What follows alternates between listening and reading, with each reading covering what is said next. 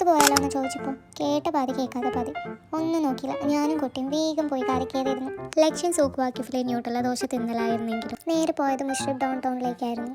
കാരണമുണ്ട്, ഞാൻ ഇതുവരെ അവിടെ പോയിട്ടില്ല. അങ്ങനെ കുറച്ച് നേരം അവിടെയൊക്കെ കറങ്ങി അവിടെയുള്ള എല്ലാ ലക്ഷറി കടകളും കണ്ട് വായും പൊളിച്ചിരുന്നു. എന്താലേ. അങ്ങനെ വേറെ എങ്ങോട്ടേക്ക് പോകുമെന്ന് ആലോചിച്ചിരിക്കുമ്പോഴാണ് ആ ക്ഷീണം മാറ്റാൻ എൻ്റെ ഭർത്ത് നേരെ പോയത് ടീ ടൈമിലോട്ടാണ്.